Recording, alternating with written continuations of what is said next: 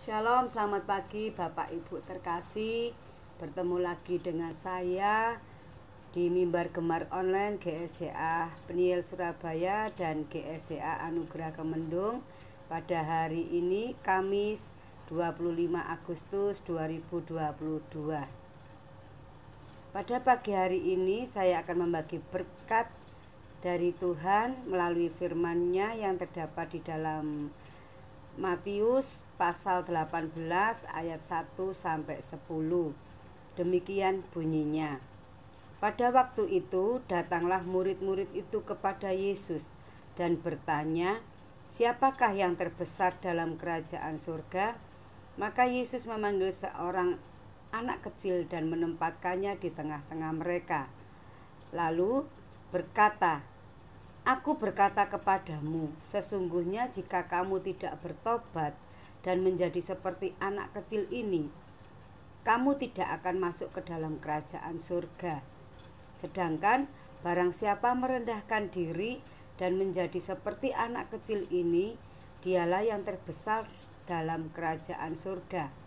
Dan barang siapa menyambut seorang anak seperti ini dalam namaku, ia menyambut aku. Tetapi barang siapa menyesatkan salah satu dari anak-anak kecil ini yang percaya kepadaku, lebih baik baginya jika sebuah batu kilangan diikatkan pada lehernya, lalu ia ditenggelamkan ke dalam laut. Celakalah dunia dengan segala penyesatannya. Memang penyesatan harus ada, tetapi celakalah orang yang mengadakannya. Jika tanganmu atau kakimu menyesatkan engkau, penggalah dan buanglah, karena lebih baik bagimu masuk ke dalam hidup dengan tangan kudung atau timpang daripada dengan utuh kedua tangan dan kedua kakimu dicampakkan ke dalam api kekal. Dan jika matamu menyesatkan engkau, cungkilah dan buanglah itu, karena lebih baik bagimu masuk ke dalam hidup dengan bermata satu daripada dicampakkan ke dalam api neraka dengan bermata dua. Ingatlah, jangan menganggap rendah seorang dari anak kecil ini, karena aku berkata kepadamu, ada malaikat mereka di surga yang selalu memandang wajah Bapakku yang di surga. Amin. Puji Tuhan. Bapak Ibu terkasih, firman Tuhan pada pagi ini sungguh mengingatkan kepada kita agar kita meneladani seorang anak kecil, karena anak kecil itu polos. Alkitab tidak pernah menyuruh kita untuk beriman layaknya anak kecil secara harafiah. Di dalam Matius 18 ayat 3, Yesus berkata bahwa kita itu harus menjadi seperti anak kecil jika ingin masuk ke dalam kerajaan surga. Konteks pernyataan Yesus ini adalah pertanyaan para muridnya yang terdapat di dalam ayat 1, siapakah yang terbesar dalam kerajaan surga? Sebagai respon, Yesus memanggil seorang anak kecil dan menempatkannya di tengah-tengah mereka. Lalu berkata, "Aku berkata kepadamu, sesungguhnya jika kamu tidak bertobat dan menjadi seperti anak kecil ini, kamu tidak akan masuk ke dalam kerajaan surga. Sedangkan barang siapa merendahkan diri dan menjadi seperti anak kecil ini, dialah yang terbesar dalam kerajaan surga. Dan barang siapa menyambut seorang anak seperti ini dalam namaku, ia menyambut aku." Jadi ketika para muridnya berusaha mencari tahu apa yang membuat seorang besar di surga, Yesus memberikan wawasan yang baru. Cara untuk naik adalah dengan turun. Kerendahan hati disyaratkan yang terdapat di dalam Matius pasal 5 ayat 5. Kita baca bersama-sama Matius 5 ayat 5.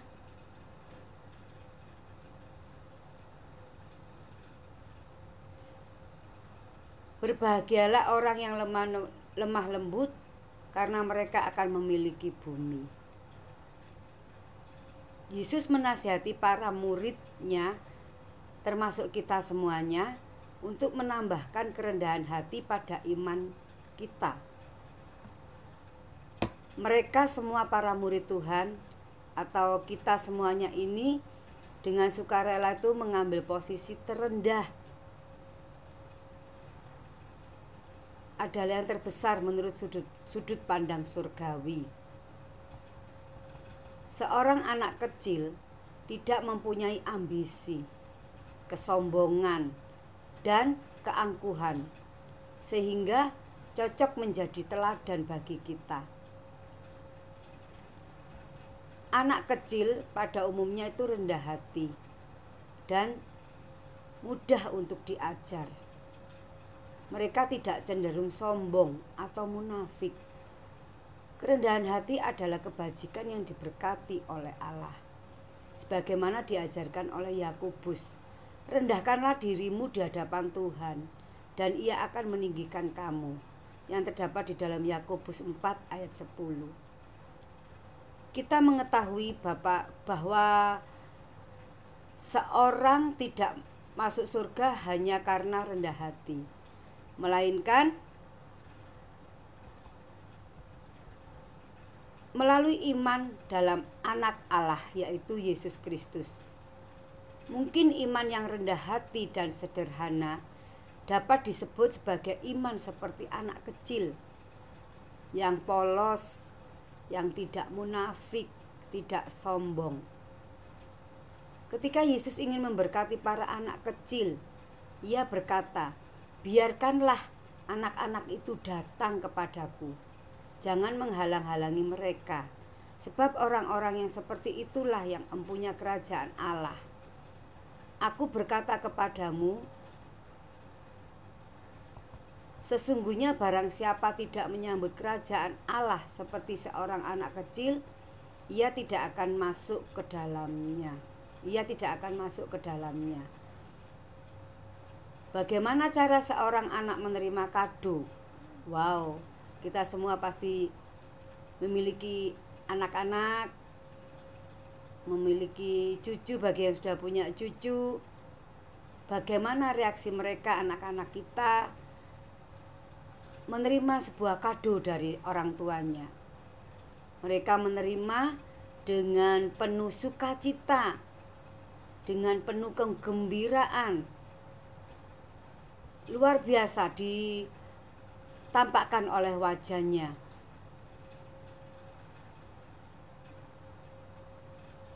Tentunya dengan keterbukaan, kejujuran, kesenangan, kebahagiaan. Sama halnya sukacita sejati itu seharusnya menandai iman kita ketika kita menerima karunia Allah melalui Kristus. Anak kecil itu martabatnya sama dengan orang dewasa, Bapak Ibu. Tidak ada alasan untuk menghina dan merendahkan anak kecil. Tuhan menciptakan manusia itu sama di hadapannya, tanpa membedakan anak kecil, anak muda, maupun orang dewasa. Sejatinya, orang dewasa haruslah melindungi dan menjaga anak-anak kecilnya. Seorang anak kecil merasa tenang kala bermain bersama kedua orang tuanya, merasa aman dijaga oleh kedua orang tuanya. Kadangkala kita sering melihat mereka pun mempertontonkan kemampuan baru mereka kepada orang tuanya. Ekspresi bahagia orang tua memberikan semangat pada sang anak. Penjagaan orang tua membuat sang anak itu merasa aman, nyaman, damai, dan tidak takut. Bagi Yesus, anak-anak itu merupakan pribadi yang istimewa juga. Mereka yang menerima anak-anak sama dengan menerima Dia, menerima Yesus, dan yang mengutusnya yaitu Allah Bapa. Ia mengingatkan untuk tidak menganggap rendah seorang anak. Ia dengan tegas mengingatkan, "Ingatlah, jangan menganggap rendah seorang dari anak-anak kecil ini. Karena aku berkata kepadamu, ada malaikat mereka di surga yang selalu memandang wajah Bapakku yang di surga. Para malaikat menjaga anak-anak. Para malaikat juga menjaga kita. Mungkin ketika remaja dan orang muda, banyak orang tidak senang dijagai dan diawasi. Anak saya sendiri aja, saya kalau kemana dia pergi gitu, kadang saya WA, posisi di mana, OTW. Nah, mereka sudah merasa tidak perlu dijaga. Tidak seperti anak kecil. Kalau selalu diawasi, mereka beranggapan masih kecil. Orang tua pun sering tidak suka loh diawasi oleh anak-anak. Namun kalau kita mau melihat lebih dalam, mereka menjaga karena mereka tidak menginginkan kita mengalami celaka. Saat-saat ini antara orang tua dan anak menjadi sahabat, menjadi teman. Tidak ada perbedaan.